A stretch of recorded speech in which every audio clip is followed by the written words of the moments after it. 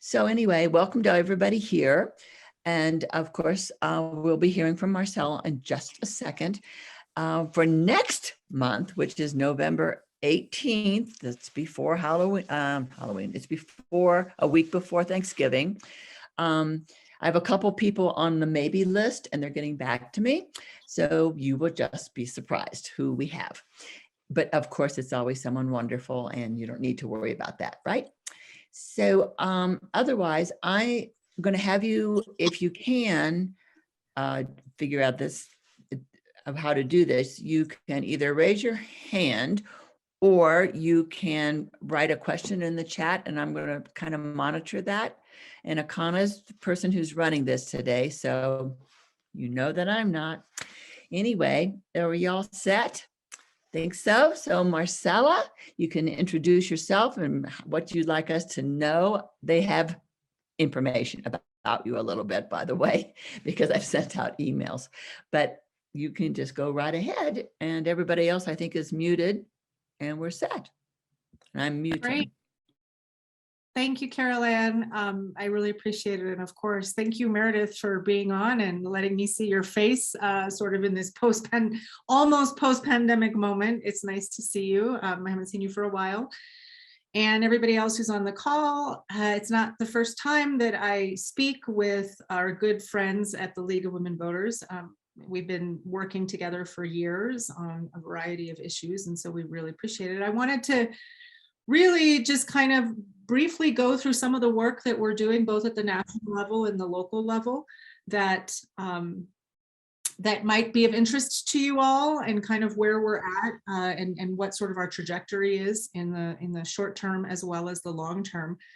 And so I'm going to break this up into three parts. One, to talk a little bit about, besides talking just about Somos Un Pueblo Unido and what we do and who we are, a little bit about our citizenship program or our Viva el Voto program, which really is a citizenship voter engagement program. It's really a power building project for low-income Latino voices and immigrant voices throughout the state. And also what's happening right now, in case folks have questions. We're a part of a few national coalitions that have been working really hard to push for legalization through a reconciliation. That's a very, timely topic. And also, I think it would be interesting for folks to hear a little bit about our economic relief / cash assistance projects that we're really trying to push through at the local level and at the state level to really support folks who are still in dire straits as a result of this pandemic. I think there's a narrative about, the state really turning the corner, especially with the surplus and an infusion, hopefully, of federal funds through Build Back Better. But we really are working very hard to ensure that people that are very, very far behind are able to catch up to the rest of the folks in New Mexico. So those are kind of the three things that I wanted to talk about. And but I also would love, while you guys are eating right now, if you're eating towards the end, to see your beautiful faces and maybe have a more of a Q&A and discussion about some of the work, because I love Carol Ann and Meredith and Carol, but otherwise I'm talking to a bunch of boxes. A bunch of little black boxes with your names.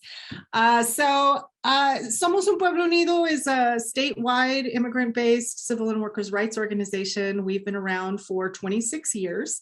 And my name is Marcela. I work with the organization and have been here since 1998, was its first organizer. And we were started in Santa Fe, New Mexico, and have really grown in the last 26 years to a statewide organization and really trying to build organizational infrastructure in places where we see a great need, as well as a high percentage of immigrants. And part of our work, not just in Santa Fe, but in the southeastern region of our state, where we really do see a lot of growth of immigrant communities and Latino communities. And certainly that's the case.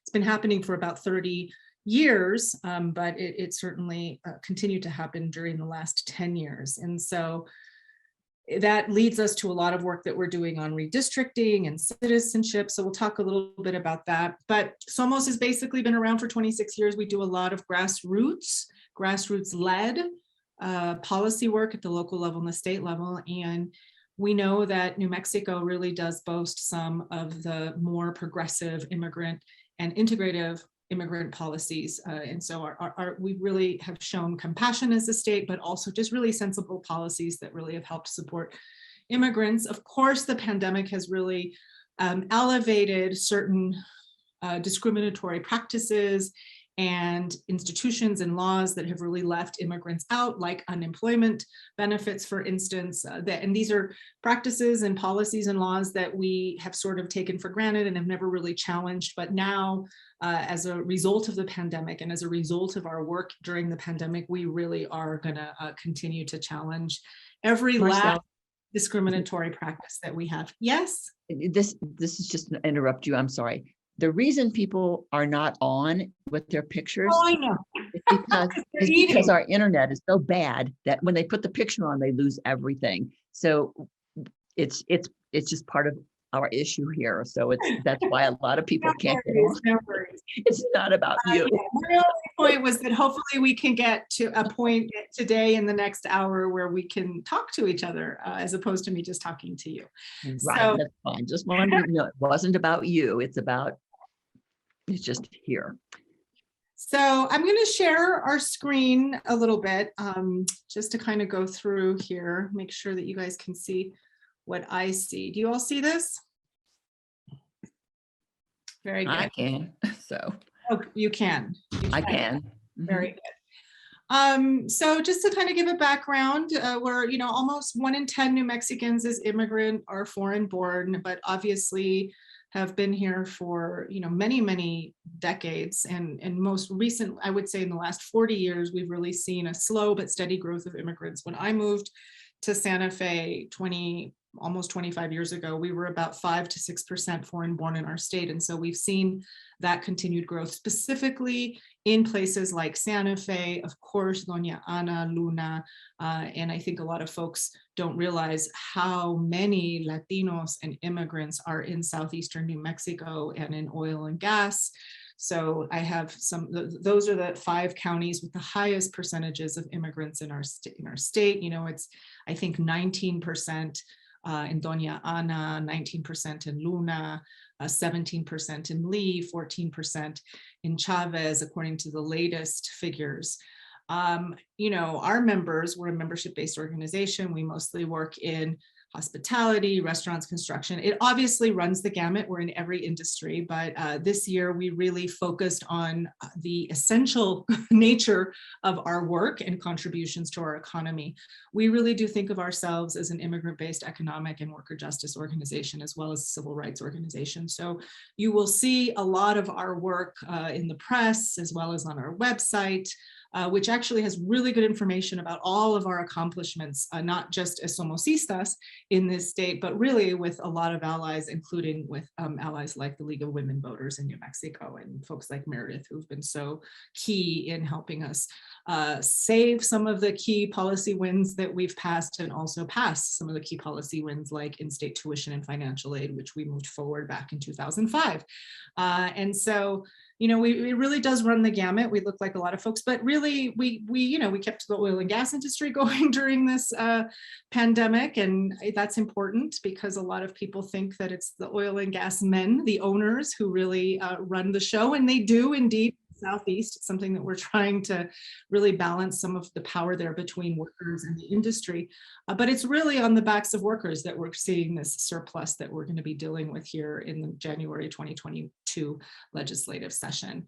Obviously, we have a very vibrant student community as a result of some of those early policies, very robust pro-education policies, regardless of immigration status. And we also see a growing entrepreneurship and small business community within the immigrants. About 2/3 of us live in mixed status families. None of this should be a surprise to you because you're all, you all pay attention to immigrant issues as members of the League of Women Voters. One of the things that I think has been really important for us is our partnerships with other immigrant-based organizations like El Centro, Café, and also organizations like Voices for Children to really think through how immigrants were excluded very early on from federal stimulus, checks, as well as state exclusions that really impacted immigrants and their families and their children, and impacted essential workers who, by and large, pay taxes, state income taxes using their individual tax identification numbers, but also, pay taxes in all of the different ways that we all pay taxes in our state. And so here's just some good information about how, and this was taken early on. We're about to do another community family survey about where immigrants and Latinos are right now in this moment during the pandemic, because there seems again to be this narrative that we hear from the administration and from legislators that, we're all getting back to work and we're turning a corner. And that's exciting and in some cases true, but so many of the people who have been left behind really do. We need to help catch up and use some of the federal funds and some of the surplus money that, again, is there because of immigrant workers, particularly in the oil and gas industry. And we want to see that money get injected back into our community in many ways. So Voices for Children keeps track of a lot of this information, close to $400 million immigrants pay in state and local taxes each year. This is using their information, and you can certainly go to their website to get more information about that. In fact, today they're doing their big Kids Count conference about the state, the economic and financial well-being, as well as health well-being and other important outcomes for particularly women of color and children of color. That's their focus in their conference today. So you should also check that out. About 60,000 undocumented immigrants pay close to 70 million. We think, these are fairly conservative estimates, but this is what Voices for Children has been able to cobble together in the last few years. And due to mixed status family exclusion from CARES Act, about 30,000 New Mexico adults and all of the stimulus checks missed out on stimulus checks, which means that those cities and those counties where there's a high immigrant population also missed out on those stimulus checks. And there are about 38,000 children of those 30,000 adults who missed out on those stimulus checks. They also missed out on unemployment benefits. And so while there were families who were underemployed or unemployed who could get up to $1,000 a week between the state unemployment and the additional subsidy from the federal government for unemployment during the pandemic. Our families couldn't get that because of our mixed status. And so again, that robbed those exclusions at the federal and state level really did rob people of money to get through the pandemic. Many people survived economically, but are now facing just, the debt and having used all their savings, cobbling together for rent, for utilities. And so we've really been keeping track during the pandemic of where folks are at. And we want to be able to use that information to continue to inform local and state policymakers.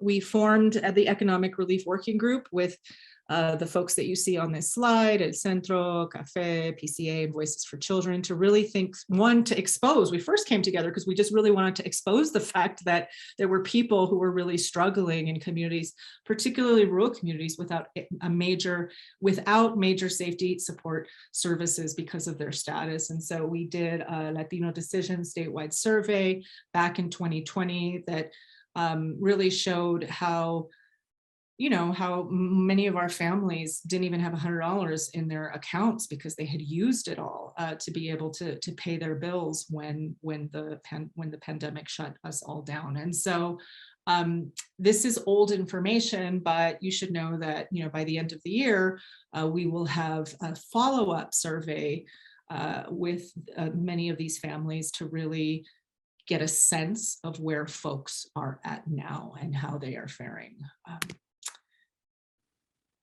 So we were able to identify in this moment a lot of problems with traditional safety net programs, right? Rental assistance and other third-party programs missed the mark. It was our sense from our immigrant communities, and this is very specific to the immigrant communities, that people weren't actually behind on their rent. We know that there's so much rental assistance, But during the pandemic, people figured out a way to pay their rent, cobbling together from their own families, money, getting loans, predatory loans, credit card debt, other family loans. But people really felt in our membership and many of the memberships of our community-based organizations that they could get behind on everything else but not rent. So when we saw a major influx of rental assistance money, a lot of our community members were behind on all their other bills, but not rent, because they were afraid to get evicted. And they also knew that even though there were moratoria in place at different government levels, they knew they were going to owe that money at the end. And so they really tried, a lot of folks really tried to stay up, to keep up with their rent. They didn't want to end up homeless, but behind on everything else. So when we saw this major infusion of rental assistance, people just were not tapping into it, which was really unfortunate. So what we know as an economic relief working group is that rental assistance that goes directly to landlords often just bypasses communities, and we really do promote cash assistance. And so we were able to, and I'll show you in the next slide, at the state level, it's not enough. And so we are going to go back to the legislature. We're continuing to ask the administration to use ARPA funding to support cash assistance for people who really did miss out from all of the other forms of cash assistance that we are familiar with: stimulus checks, rebates, credits, as well as unemployment. That is all a form of cash assistance. Lack of information in Spanish and other language, many onerous requirements. The third-party programs were, I think, the fact that so many of our safety net services would and funding would go to the people, the institutions that were owed money rather than the people themselves and workers and families themselves, really was also a big barrier. Again, because people, not just undocumented immigrants, but folks who have, criminal records, low income folks, really terrible credit ratings. These are the folks that often have informal relationships with their landlords, or we have to be creative and use other people's credit or social security numbers or names in order to be able to have certain to be able to make utility payments. I mean, that we just have these informal relationships. So when cities, counties, or the state are bent on, or even philanthropic organizations or service-based agencies are bent on paying the third parties rather than the families themselves, that's when it can become really tricky. And in the end, a lot of that money doesn't end up going to our communities. And so that's why and of course, technology and a lot of these safety net services, you'd have to kind of go through all of these, online. And oftentimes the only online platform that our community has are their phones. And it's just really hard to go through the onerous application processes and scan documents and upload documents when all you got is your phone. So these were some of the problems that we were able to identify, which is why we really promoted cash assistance as the best way to help families, the least paternalistic, stimulates local economies, because that money goes directly into our local economies because we're generally spending it, and it really trusts that families know how best to spend their money. So collectively, this is what our organizations have won at the state level, close to, or $16.5 million in government-sponsored cash transfer programs to immigrant workers at the city level, county level, and state level. We were able to lobby the legislature back in 2020 to get about 15,000 families $465 using CARES Act funding that came through the state, and then also able to work with our partners in Albuquerque, worked with Bernalillo County and the city of Albuquerque. Somos helped design a cash assistance transfer program with the city of Santa Fe. We're doing this again with the county of Santa Fe using ARPA cash, ARPA money at the county level, and Las Cruces also had different cash assistance programs. We really worked to lift restrictions on cash assistance to undocumented immigrants at the local and state level because, again, I think before the pandemic, we just took for granted that undocumented immigrants wouldn't be able to get cash. And so we were able to do a lot of research to ensure that we weren't breaking any state laws, the anti-donation clause. There were lots of different ways that we could figure out how to use federal money and state money to do that. we were able to work with some local foundations like the Santa Fe Community Foundation that invested directly in cash assistance and really tried to educate philanthropy how important cash assistance or guaranteed basic income programs are for immigrants. And this is really exciting. A lot of this led up to pushing the state legislature in the last legislative session to expand the working families tax credit for all super low income families who were working and paying their taxes and in that system, but also to get undocumented immigrants who are taxpayers eligible. So we are now the third state in the country to institute permanent tax credits for working families that are tied directly to the EITC or the earned income tax credit at the federal level, even though mixed status families still don't have access to the EITC. We still are able here at the state level, and that did not go into effect until this year. So families haven't seen that infusion of money yet. They will when they do their taxes for the 2021 tax year. We were also able to, with our partners at Voices and some of the others, really launch a campaign to expand the low income comprehensive tax credit for all low income families, and undocumented immigrants also have that. So those are some of the things that we've won in the 2020, and this kind of shows you what we won in the 2020 special session, $7 million in CARES Act funding that was allocated to Human Services Department. Now, many of you have probably, because you're connected to the national organization, your national organization, there have been cash relief and economic relief programs administered in other states. What sets New Mexico apart is that New Mexico is the only state where it was administered directly by a government agency that's already used to administering cash assistance to other families. And so this is really important for organizations like Somos, because not only were we trying to influence a public narrative about cash assistance and immigrants, eligibility for it, but we wanted, we think that it really is these government agencies that are in the best positions, not nonprofits, to administer large amounts of funding to large amounts of people. And so we saw in places like California, for instance, that cash assistance was administered to lots of different, through nonprofit organizations, but it really created a huge mess for those nonprofit organizations. So for us, it was important that it was government money, that it was administered by the government, because we think this is actually a good function of some of these state agencies and should continue beyond the pandemic. So here are some of the really exciting figures that about 34,000 in that first round applied for cash transfers, 26,000 were eligible. There was only enough money with that $7 million to give 465 to about 15,000 households.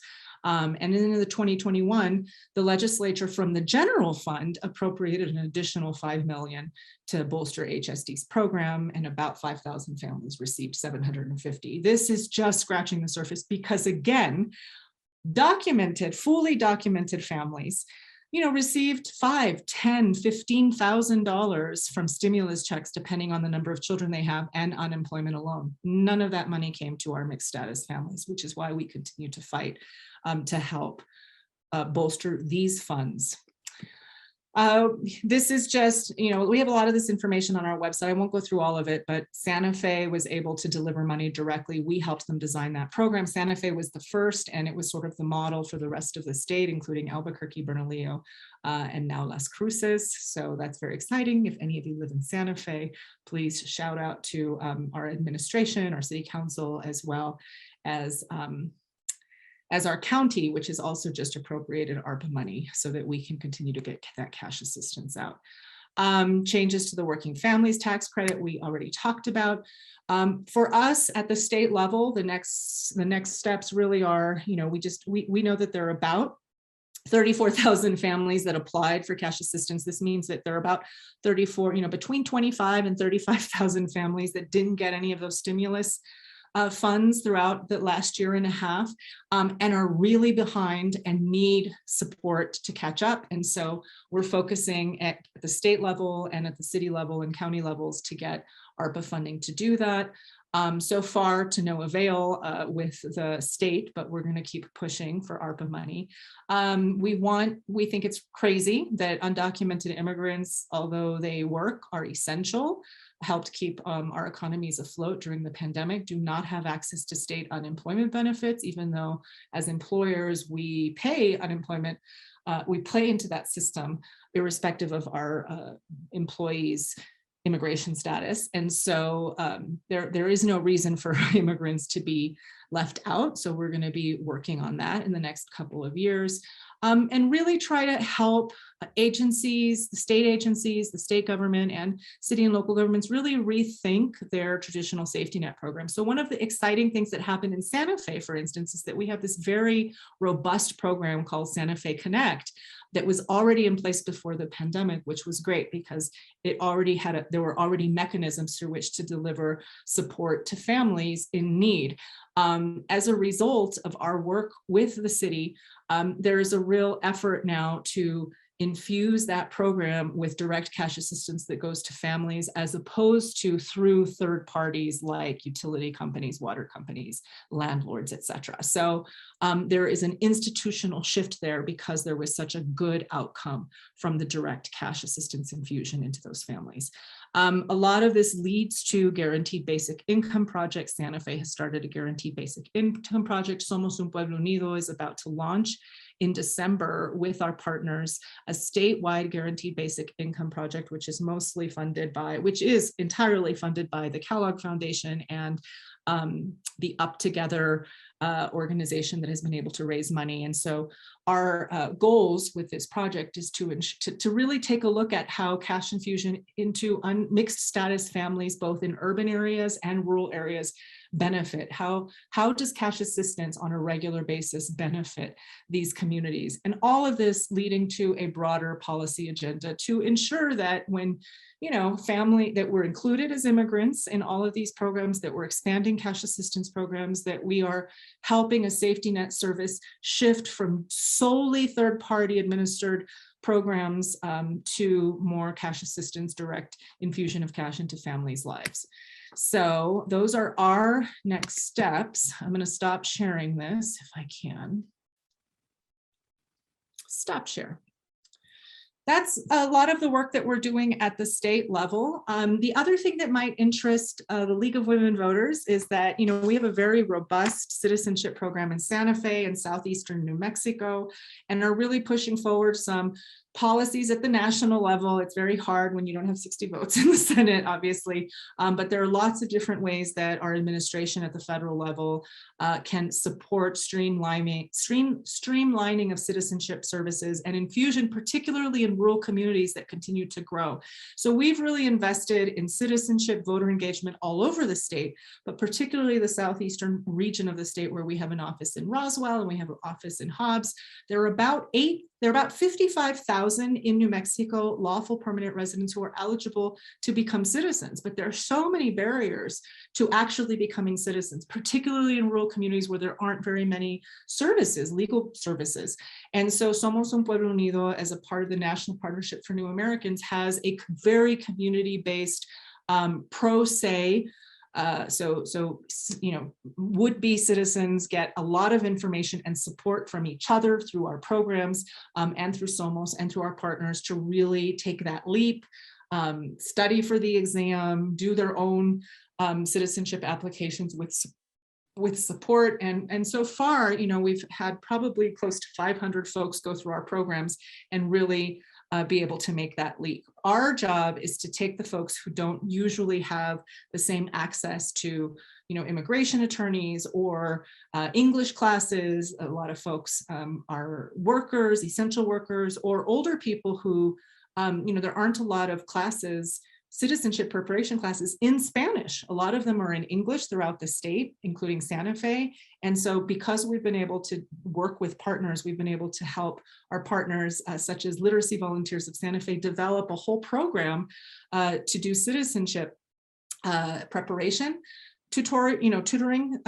in Spanish. And that's a whole new program they started as a result of their partnership with us. And so it's really exciting to see sort of an expansion of support for folks both in urban and rural communities who otherwise wouldn't make that leap to become citizens. We don't stop there. Obviously, in this process, it really is become a citizen, but you're already involved in an organization that is doing civic engagement, that's doing voter engagement work, that's getting people out to vote who are already eligible, but also who are a part of the legislative advocacy process at the state level, at the federal level, and at the city and local level. So that program is very exciting. It's called Viva el Voto. In the southeastern part of the state, we've seen continued growth, particularly in the oil and gas industry and the agricultural sector of our communities. Lee County, for instance, in the southeastern part of the state, the southeastern corner of the state, are, I'm going to put up the chat, in the southeastern part, Lee County saw 15% increase in population, and our members did the bulk of the outreach in Lee County, Chavez County, Roosevelt on the census. And so Lee County grew 15% while population shrank in many other communities or stayed stagnant. In Chavez County, there actually was a drop of 1% in population. It would have been much more significant had immigrants and Latinos not moved into that county. So if we're not helping bolster major population growth, then we are helping avert major population loss in counties. And that has been a trend in Western rural counties, really for the last 20 years. We've seen that steady increase in rural communities. So in southeastern New Mexico, in Lee County, not only did we see an increase of 15% in their population, but we saw, interestingly enough, a 30% reduction of people who identify as white in Lee County. So what we're seeing is a major browning, in addition, more browning of that region. And so we know that that has been the truth, but we really feel, and you know, we also have a 501c4, but for the purposes of this conversation, it'll be a very a nonpartisan conversation. But our members for 20 years in the southeastern region have not felt represented by their city councilors, by their county commissioners, by a lot of their legislators, and certainly in many cases their congressional members. And so a part of the trajectory of folks is we're here, we don't feel represented. And we want to ensure that through the redistricting process, we're seeing gains in our ability to, as Latinos, have stronger, a stronger representation as voters. And so we're very much engaged from the southeastern part of the state in testified to the reality of our lives as workers, as Latinos in southeastern New Mexico, and are really a part of that, and are really trying to move forward maps that recognize the growth of Latinos and the fact that workers, not the oil and gas or ranchers, not the owners of the companies that employ us, but the workers in those communities have an opportunity to really elect people who represent their interests as communities of workers and Latinos. So that's one of the big things that we're working on right now. And so I don't know if you're all going to be engaged in the redistricting process, but you can certainly expect to see Somosistas from southeastern New Mexico during the special session in December, because it is a part of our power building trajectory as Latinos, as immigrants, as workers throughout our state. And then lastly, I did want to talk a little bit about the fact that we are a part of a very big coalition called the Fair Immigration Reform Movement, which is a part of the We Are Home campaign that has really been pushing for legalization for essential workers and dreamers and people who have temporary protected status. That's not a lot of folks in New Mexico, but we do actually have some, we know of a lot of family members in the eastern part of the state that both in West Texas as well as eastern New Mexico who have temporary protected status from Honduras, and who, so there are people who have TPS.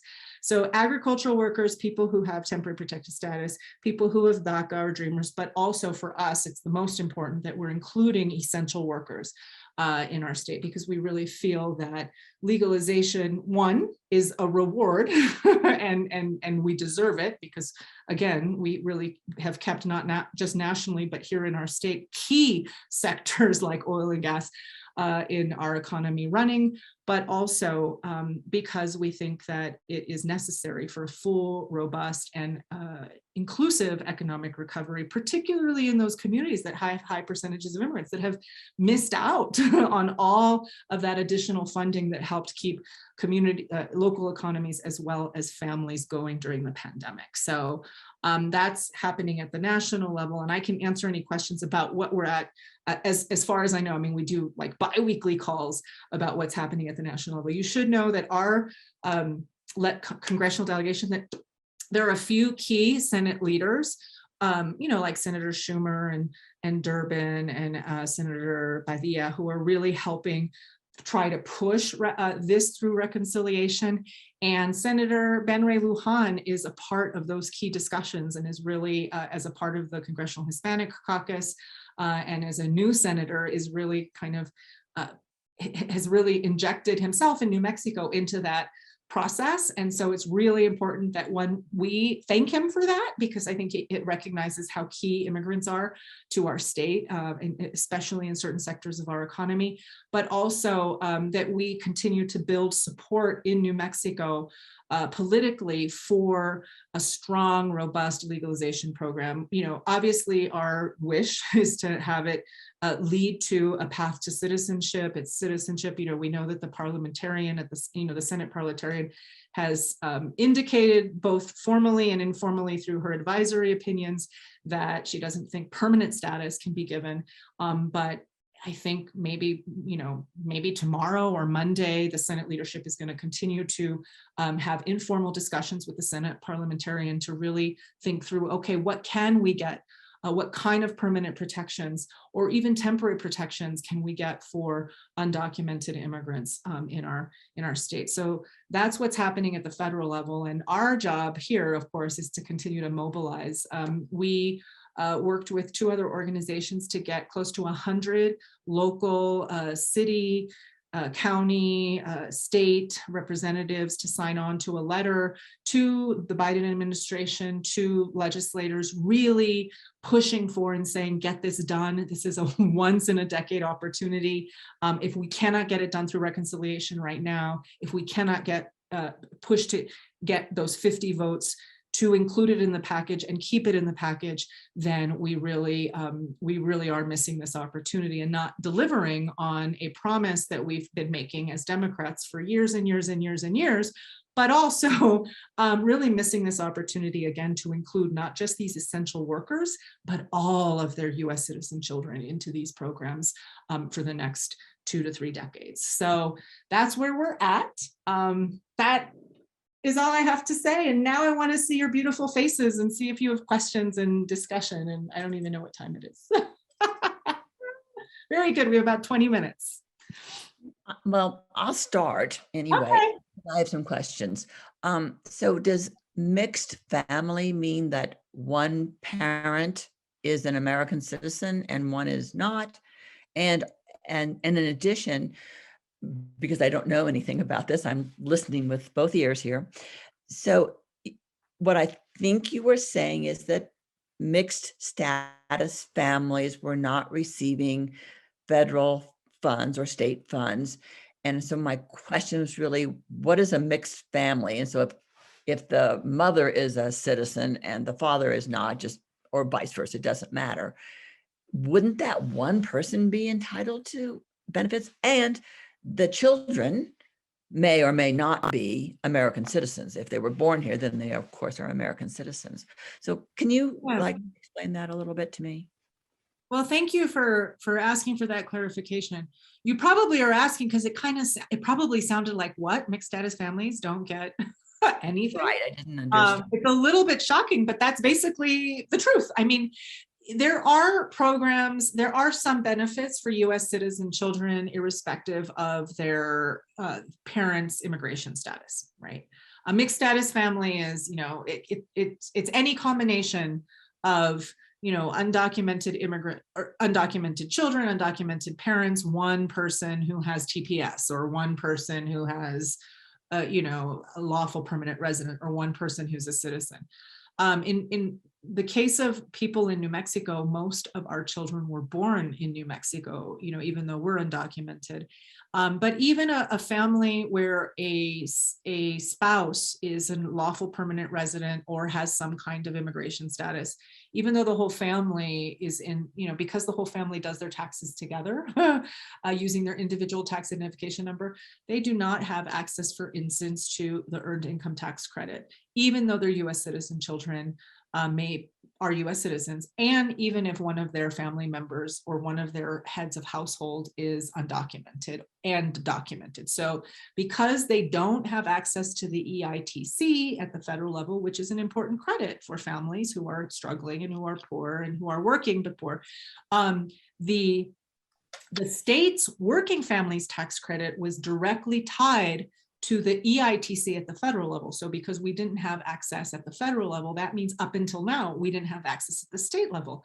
Well, that just required a change in the law, and it does require some additional work by the Taxation and Revenue Department, but the legislature in the last legislative session really saw it wasn't controversial, which I think is a real testament to the work that our movement has done in the last 20 years, particularly in fighting against the repeal of our driver's license law, that really it doesn't make any sense to negate mixed status families some of these just very essential benefits like driver's licenses or access to the working families tax credit. They also did not receive any, mixed status families did not receive where both parents were undocumented and they had US citizen children, they did not receive for any of their family members, the first CARES Act stimulus money, the stimulus check, or the first stimulus check that most of us received, you know, unless we were making a lot of money, or the second one. So the first one I think was $1,200. Was it $1,200? The second one was $600. Didn't get any of that. The third one, $1,400, you know, shifted a little bit. And so then US citizen children were eligible, but not the undocumented parents. So, and then undocumented immigrant workers do not have access to unemployment benefits if they become unemployed, even if they've been working in essential jobs in New Mexico for 20, 30, 40 years. And I'm going to ask one more question, then someone else can ask, but I can go back.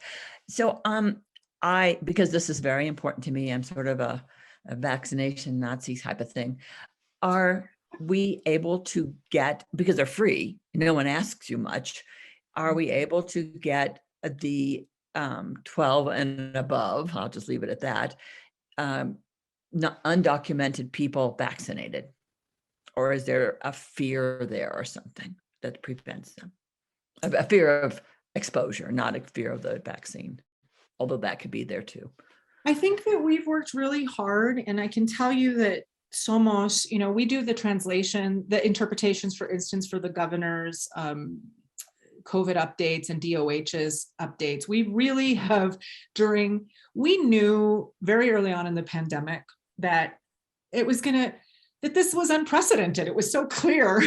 And we also, to a certain degree, were, I personally was in awe of how, not perfect, of course. I don't think we could expect perfection from government agencies, right, in this unprecedented moment. But it was pretty amazing to watch, or to be reminded about how crucial government agencies are in administering everything and helping people figure out, or even just, you know, getting basic information. So at the very beginning of the pandemic, obviously, websites were not in Spanish. Things were not being done to really reach out to the immigrant community because things were being thrown together very quickly. And so we just decided, how do we identify some of these issues and also promote solutions, and then also just offer our help? And so very early on, we came to our cities and our counties, as well as the administration, and say, how can we help? These are the things that we're seeing. These are the gaps that we're seeing for, you know, this big percentage of our community. We want to help, we want to support. And so I think we were it positioned us, and there was an openness to, you know, HSD worked with us, the Human Services Department, to help figure out their cash assistance program. A lot of people at the agency level, PED worked with us. I mean, all of these different agencies really did open their hearts and their minds and their staff to organizations like Somos and to really kind of step in and help. So that was very good. I think that we did a lot of testing events through the pandemic, targeting, you know, our communities, not just in Santa Fe, but in Hobbs in these areas. So I think that you will see vaccination rates in our communities, you know, differ in communities based on availability of vaccinations. Like we have a lot of members in Hobbs, for instance. They have one of the, you know, Lee County has one of the lowest vaccination rates in our state. And it's in great part because of availability, because of the politics, because of their, you know, I mean, we're not completely immune to the people that we're living around. And so I think it really varies. But by and large, I think that we saw a steady growth. At the beginning, we saw essential workers because we were the first to go back to restaurants, hotels, all of these places. I think we saw a gradual, at that point, we were talking to members saying they were desperate to get vaccinated because either they had already had COVID and it was devastating. They were really afraid that they were going to have to stay at home for weeks and they couldn't because of all the things I laid out in this talk. They didn't have the money. They didn't have sick leave because many of our families don't have sick leave and won't have sick leave. That's another law that we worked on with other partners throughout the state. That isn't going, it needed to have gone to effect last year, but it won't go into effect until next year. In the meantime, people are, you know, they're trying to figure out their financial situations when they didn't get those thousands of dollars of extra support that other families got. So all of those continue to impact vaccination rates. I think that there has been a slow and steady growth of vaccination rates, obviously in all communities, but I think the immigrant community, that is not the exception. We talked to a lot of people and, you know, we're a part of our city task force here to really help inform based on what we're hearing in our community. We did a lot of phone banking, a lot of surveys of our own members to really try to help government institutions understand. So really our job was to help narrow the information gap between government and the Spanish-speaking immigrant community, but it wasn't just, you know, information from governments to our community, it was also information from our community to governments, which is why we were able to put together all of these programs. Was that helpful, Carol-Ann? Yeah, well, and the larger answer to a specific question on vaccination. I don't know what the rates are, but we've seen a positive, we've seen an embracing, particularly of essential workers who were afraid of losing, you know, their livelihoods as a result of their life, because they're in these when your list of things like home health care and different places like that, older people are the people generally, not always, who are getting home health care, and they don't want someone in 2021 who has not been vaccinated. So being vaccinated is a step, and it's free to getting jobs. That's why I asked about that, and as well as other places. It's not just home health care, but that's a particularly sensitive one, I would think. So I'm going to let anyone else has a question, because I have more, but I'm going to let someone else go because I'm being nice. Okay. Hand up. You want to raise your hand or just stick your hand up is fine. Meredith? Yeah, I first of all want to say how incredibly impressed I am at how much you've gotten done. You know, I didn't realize New Mexico was one of 3 states. Did you say that now allows the earned income tax credit to come through the state level, even if undocumented families are not eligible at the federal level? Did you say that? Did I get that right? So the Working Families Tax Credit has been around for a long time. It's just that and it's tied to, so a lot of states have their state credits working, like, you know, that are tied to the earned income tax credits. And New Mexico is one of them. It's just so we, and really under the leadership of Voices for Children, but a lot of our members participated in all of the hearings and really, you know, just came forward. And it's a part of a trajectory of, exclusion of immigrants, most of whom are essential workers, right, doesn't make any sense. And really helps elevate that. So I think that's why we were able, I think that's why we didn't see the same. We were expecting, to tell you the truth, more controversy around including undocumented immigrants in the state's version of EITC that's tied to the EITC. And we didn't get the level of vitriol at the legislature that we used to get on immigrant issues. on Yeah, Sat- well, I just wanted to mention to everybody, today is Latina Equal Pay Day. So in other words, it takes all the way until today, October 21st, for a Latina to earn as much as a male, white male does. And, so when we're talking about the wages and the need for cash assistance, and the essential workers, I mean, the situation is dire. We've really got to make sure that we do have minimum wage. We have to have, higher minimum wages. We have to have, protections for wage theft. And I know that Somos works all the time on things like that. And, there's so much work that needs to be done. And even though, we're a remarkable state in so many ways, there is movement to make our laws even better for protection of workers. The other question I had for you is, do you use anything like Immigo, that's put out by immigration advocates, or citizenshipworks.org or whatever? Because I know that like Citizenship Works is free and it has a Spanish, it's like available in Spanish. And I'm just thinking, you were talking about most people only have access to the internet through their phones, and those programs are available. And I haven't seen anything that you put out on those programs, but I've told people about Immigo, and I mean they've been very happy to find the resources. I love that. Thank you for doing that. We don't, again, and we saw a slump, we obviously saw our numbers go down for citizenship during the pandemic because we had, there was so much in-person stuff, but we've resumed, and depending on the numbers, depending on where we are, we've resumed a lot of the in-person forums that we've had. And then when the numbers go back up, we go back to virtual. We do a lot of this work virtually, as you might suspect. With that work on the pandemic has just been amazing. Yeah. Translating all of the governors and Dr. Grace's and Tracy Collins, basically the safety precautions and discussions about the vaccination. I know that, we're all a little tired of Zoom, but in a way, there's been so much progress in technology. And the fact is that I learn all the time from different Spanish speakers, like Traducir, it's a fabulous product that Google has. And, there's so many things that are available now in technology. And I'm just wondering if that's something you're pushing and making people aware of.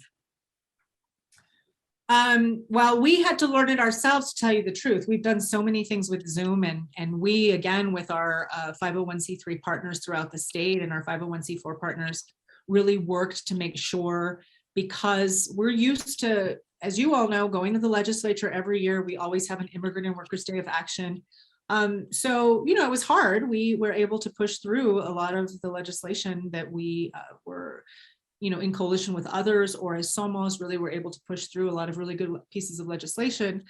But one of the nice things about the last legislative session was that members, not just from Santa Fe members who are, families, usually go to all the hearings at the legislature. But now people from all over the state could participate in all the hearings at the legislature and hear and see what legislators were saying about them, how they were voting, how they were talking, and then of course testifying. And so we really pushed the legislature. We've always kind of done it bilingually, but when we're in person, we bring our own equipment, our own interpreters, we do it. We couldn't do that. So we really had to get the legislature to be open to having our interpreters, using the interpretation features on Zoom. And so, we're going to have to figure out how to continue to have that level of participation statewide in future legislative sessions. Thank you very much. And thank you for your work. Thank you for your support, Meredith, as always. So are there other questions? Anybody? Rebecca. Was that you, Becky? You're muted. I know, I keep doing it back and forth. Am I on now? You're on. Okay, so I actually put this in chat. So it seems that Somos, no, I'm going to back up. It seems as if there are a lot of programs that you support that are available in Santa Fe and Albuquerque and probably other big cities. Not that we have very many, but I'm curious about what happens to people who are in rural counties.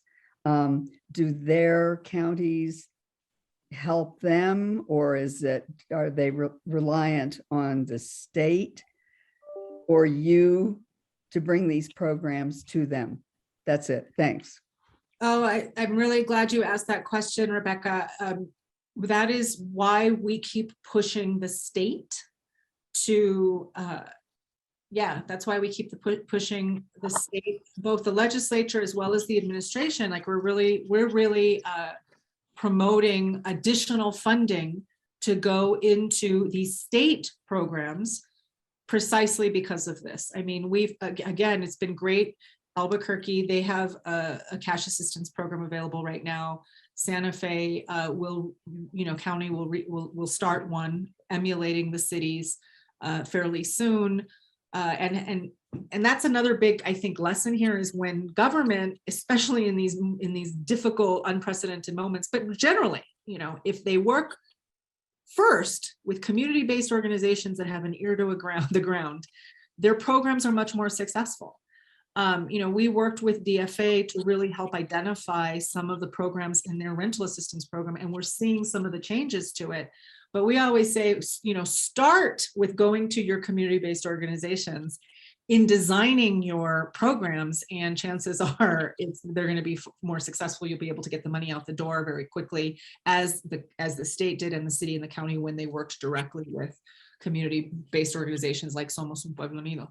So that's what that's a model that we want to really lift up as working. And I think that a lot of those government agencies would say, yes, we really did appreciate and support and need the help of community-based organizations. And so we need to continue to see that.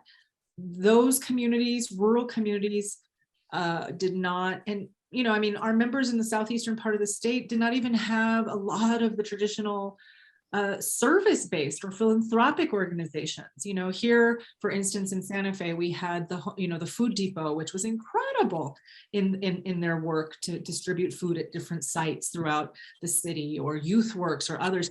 And what we have noticed, our members have said that just those programs, and certainly programs that get supported by local governments, that just isn't it. I mean, a lot of our members, they got food boxes, but they really had to rely on a few of the key churches in their community. They didn't have these robust organizations and safety net services that others had in other states, so in other counties and cities. So I think that that's a real important observation, Rebecca, and that's why it's so important that the state continue to fund those cash relief programs in general. So there's sort of the long-term institutional supports, like expanding the working families tax credit. We really there's something at the state level run through the income support division called the GAP, the General Assistance Program.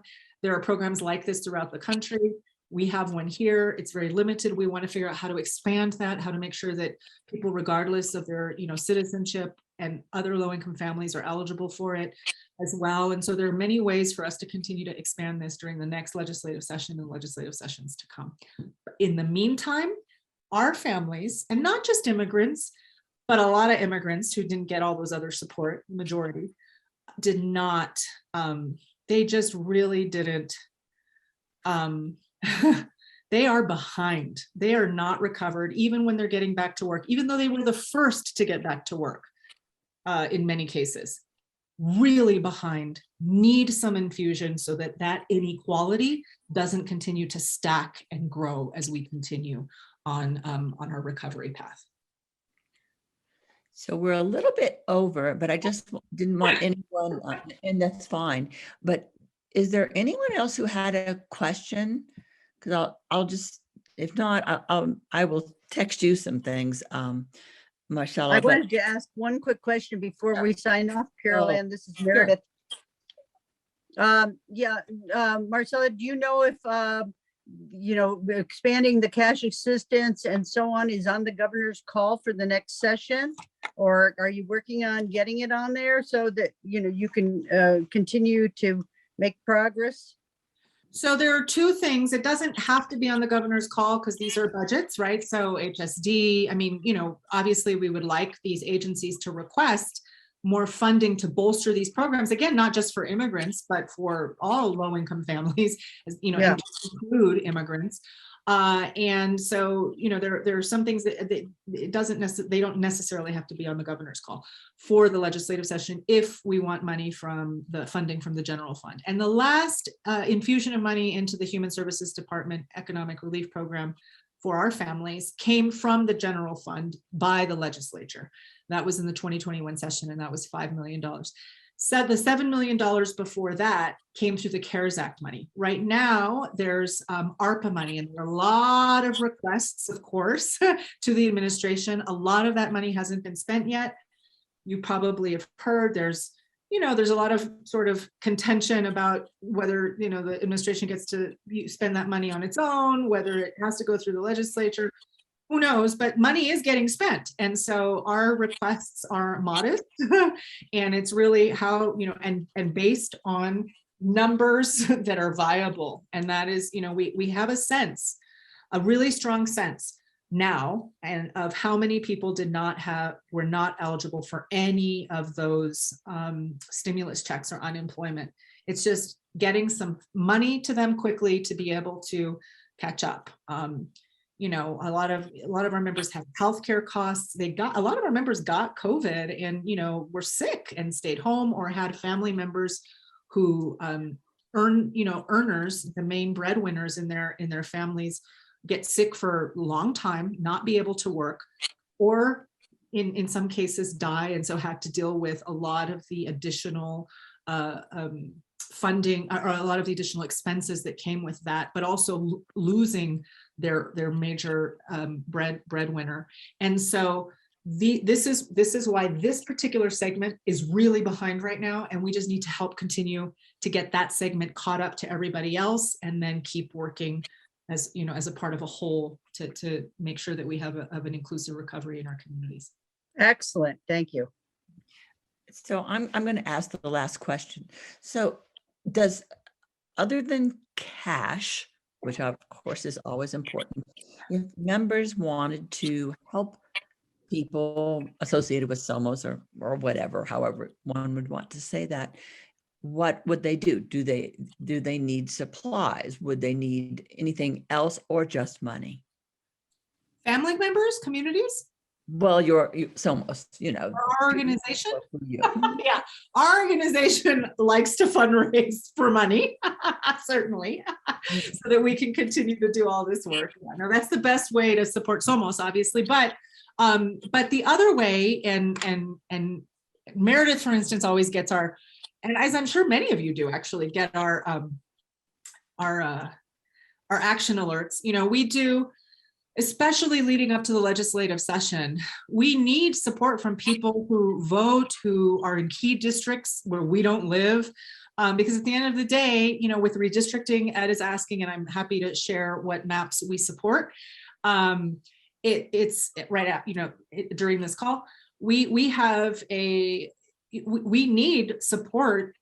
And the League of Women Voters has, organizations, individuals, petitions, legislative action, contacting legislators on our behalf, all of that. The most important way to do that is to become a part of the Somos family and get our constant action alerts. Right, Meredith? Yeah, maybe you could send or put the email in there or the website or whatever so that the people who don't know can have it. It's just somosunpueblounido.org, right? Yeah. And then the action alerts, can you just sign up through the website? No, we don't actually sign up, but you can send it to me at Somos Un Pueblo. You get signed up if you become a member or you donate through our website. But if you wanted to just get put on, that's ideal, obviously. But if you just wanted to get put on our action alert list, there's our the email. Just send me your, Excellent. and we'll be sure to put you on. And we don't bombard people, right, Meredith? Sometimes Right, right. Meredith call and say, we haven't received an email from Somos in a really long time. What's happening? And we really don't send daily emails. We send it like maybe every 2 months or so. This is what's happening. We try not to bombard people with emails. Right, right. But I really have appreciated the text alerts on, you know, the governor's, all of those safety COVID-19 kind of forums that the governor had. Really, really good. Really good to have them in English and Spanish translated. If you want to hear more frequently from us, then also sign up for our text alerts, because then you'll get more emails and phone calls or more texts. To Ed's question, we are a part of a statewide effort that focuses on racial equity in the redistricting process, and it's, you know, the C3 table. We're a part of a steering committee of 501c3s that are really moving sort of our own maps forward. So if you hear or read about something called the People's Map, there are two. One is has been adopted by the Citizen Redistricting Committee, the Independent Citizen Redistricting Committee, as one of the maps to be forwarded to the legislature. And that is called Map H. And it would significantly, it really would give a strong majority. It's my understanding that right now, CD2, Congressional District 2, that 50% of Congressional District 2 is about 50% is Latino Hispano, but only 44% of CD2 currently is is Hispanic eligible to vote. And so there's a discrepancy between our ability to vote and our actual demographics in that. And so we're trying to correct all of that and really give Latinos and Hispanos and immigrants in CD2 a voice and a chance to really elect folks who can really represent our interests and our needs. And so there's that. And then there are also, there's a House map.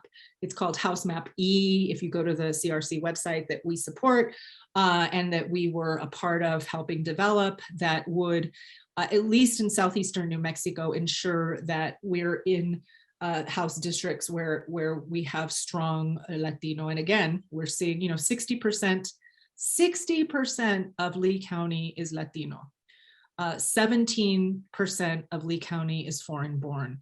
And so we want to make sure that we're, that we have an opportunity to elect folks that represent us. I say we, I don't live there, but I mean our members who live there and who have been really active in those CRC meetings. And who will be active during the legislative session, the special session. Did that answer your question, Ed? Go to the CRC website. Map H is the one that, and it's called the Center for Civic Policy Map because that's the coalition. They staff the C3 table and have been sort of staffing us and coordinating us. But that's what we've been supporting and what our members have supported at those meetings. Sounds good. We can't thank you enough for coming and being a part of our Lunch with the Leader, Marcela. And if anyone has questions, you can look at the website here that tells you how to get a hold of Somos if you want to donate. It's a 501c3, isn't it, Marcela? Yes, Somos Un Pueblo is a 501c3. Sometimes we also have a 501c4 that is a political arm of our organization called Section. But people can. Is this recording going to be up on the your website, Carol Ann and Becky? I'm sorry, Meredith, say that again. Oh, I was wondering if the recording of this session will be posted on your website. Yes. And it probably takes about a week. Akana, you're listening. I think that sounds about right, doesn't it? Yeah, Julie can usually get it in a few days, but it depends on how busy she is. Well, it would be wonderful to get the slide deck that Marcela showed, because there were lots and lots of important statistics in there. Yes. And so we have been putting almost everyone, we lost one, but basically all the other ones are on the website or going to be. Super. So thank you. you can go back and listen.